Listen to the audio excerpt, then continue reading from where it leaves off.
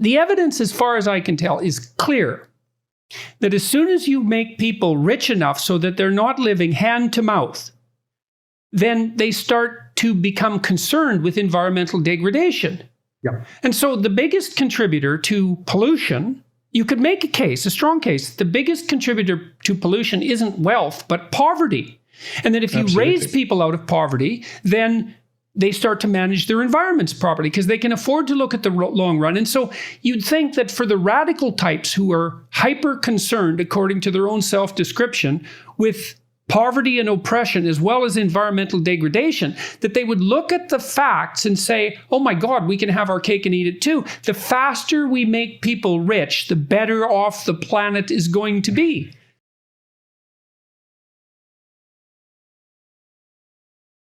You talk about feeding 9 billion, for example, which is, that's a remarkable story. And I've read it in various sources. But we have biologists in particular in the 1960s were absolutely certain, Paul Ehrlich, for example, that we were all going to perish of starvation if starvation combined with an absolute dearth of raw materials by the year 2000.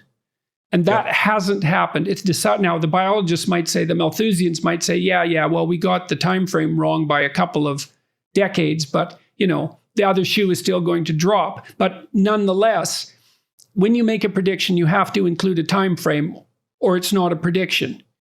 Well, no, but they can't even really make that claim, because during that period, not only have we, since the early 60s, we've doubled the human population, but we've slightly shrunk the amount of land we put under the plough every year. There's been a 68% reduction over 50 years in the amount of land needed to produce a given quantity of food. That's the most extraordinary phenomenon. It's basically the story of the Green Revolution. You make the case there too that without that occurring, and that is a concept, we should go into the Green Revolution to some degree, because lots of viewers won't know about that, unbelievably, even though it's arguably the biggest story of the last 50 years in some sense.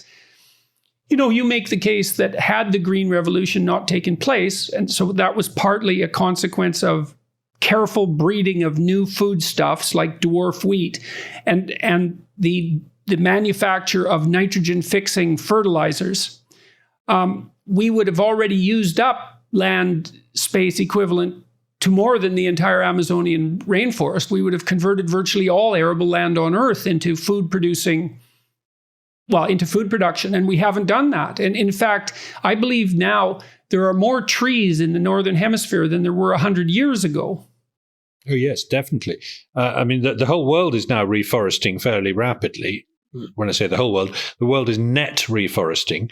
Some places are still losing forest, but on the whole, places like China are gaining woodland at an extraordinary rate. Yeah, well, China has more woodland now than it did 30 years ago, despite the fact that, they just declared this week or last week, the Chinese government just declared the eradication of extreme poverty in China. And, you can be cynical about that and claim that it's totalitarian, what would you call, a posturing. But it's certainly the case that even by UN standards, we're on track to eradicate extreme poverty according to the UN definition of extreme poverty, by 2030.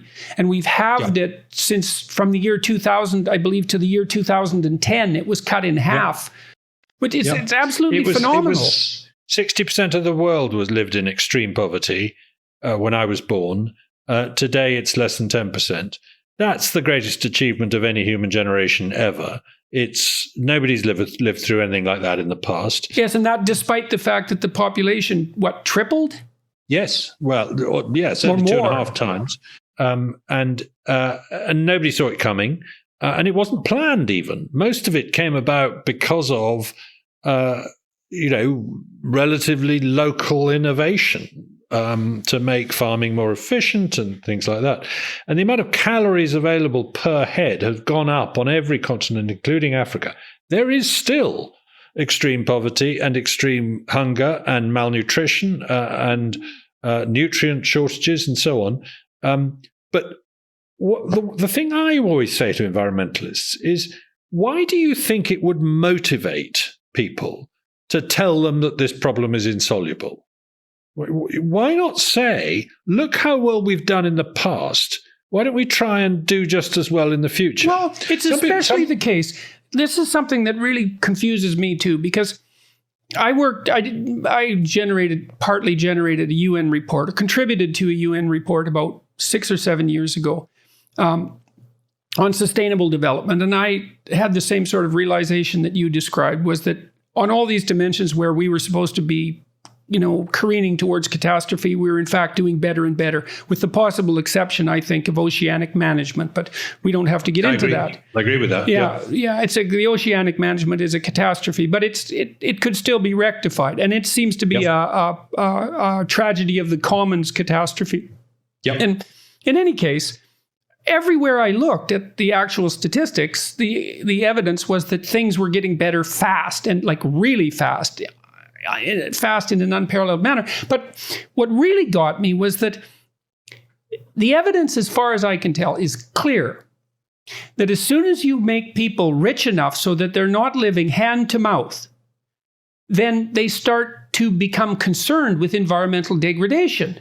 Yep. And so the biggest contributor to pollution, you could make a strong case, the biggest contributor to pollution isn't wealth, but poverty. And that if you raise people out of poverty, then they start to manage their environments properly because they can afford to look at the long run. And so you'd think that for the radical types who are hyper concerned, according to their own self-description, with poverty and oppression as well as environmental degradation, that they would look at the facts and say, oh my God, we can have our cake and eat it too. The faster we make people rich, the better off the planet is going to be. Completely. This is so clear to me, and it's so hard to get across to a lot of the environmentalists. And by the way, there's a word I want to introduce to the conversation at this point, which is panglossian.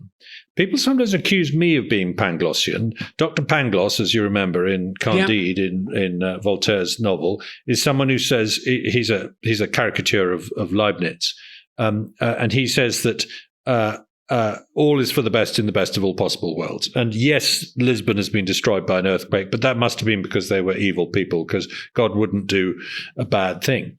And it's a very silly argument, and it's being lampooned by Voltaire. But actually, the people who say that now are not you and me. We're saying, good as this world is compared with what it was, it's a vale of tears compared with what it could be. If we press on, we're not saying we've got to the best possible world. We're saying let's keep going. But the people who are saying that, who are saying, oh, we mustn't do any more development. Oh, we must make sure that people still live in mud huts. You outline data indicating that one of the responses by the catastrophists, let's say, of the 1960s was to write off places like India and proclaim that even aid was futile because all you were doing was encouraging increasing starvation in the future. When I was writing The Rational Optimist in 2010, it was quite fashionable still to write off Africa, to say, yes, Asia has seen extraordinary improvements in living standards, but it is very unrealistic to assume that that could ever happen in Africa. People would say that kind of thing quite often.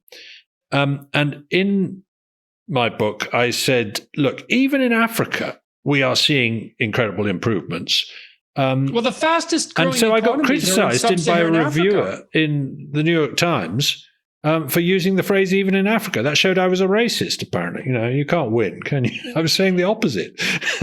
But now, 10 years on, Africa's had an incredible decade. Actually, much better than the West, which has had a rather grim decade of low productivity and the overhang of the Great Recession and so on. But countries like Ethiopia have doubled their income per capita in real terms in a decade. You've seen malaria mortality collapse. You've seen HIV mortality falling fast. You've seen warfare disappearing from much of the continent. You've seen an emerging middle class. You've seen far less hunger and malnutrition. Actually, Africa is just doing roughly what Asia did a generation ago, and it will soon be where Asia is now, which is a middle class, middle income continent. That's an incredible thing, and in Africa has unparalleled potential.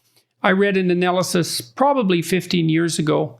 I believe it was by the former CEO of Alcoa, the aluminum company, who was working for a Republican government as a cabinet member at that point. I'm afraid I can't remember his name, but he visited Uganda and was very curious about its potential with regards to agriculture, and calculated, first of all, Uganda apparently sits on a water table that's only about 200 feet down, and it's very fertile.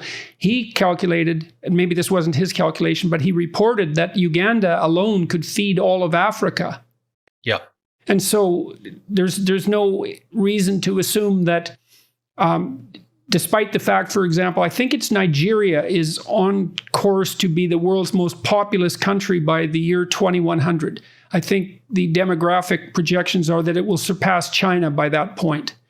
Yes, that I believe that's true, and that's quite an interesting thought, isn't it? But no, I mean, just to cast your mind forward to the year 2100, I think we will be producing food, an awful lot of it from factories by then. And by factories, I mean vertical farms, indoor, LED lit, multi-story operations that and are. Why LED lit? Why LED lit? Because LEDs are so cheap, they use so little electricity and produce so little heat that you can actually start to make indoor farming make sense. Because light was the big problem for farming. You had to be outdoors for the light because the plants don't grow except in sunlight. But the LED revolution has made a big difference there. And I can imagine us having basically some indoor farms the size of Uganda that feed the world. And the rest of the planet, yes, we'll have hobby farming and we'll have grass-fed beef in here and there and so on. But an awful lot of the rest of it will be one giant national park in which we will allow nature to thrive. And by the way, allow people to operate as tourists. I mean, increasingly ecologically pristine areas pay for themselves with tourism. And so that brings them into the economy, which is an almost certain way of preserving them. Yeah. So, and I suspect we'll bring back some extinct species by then as well.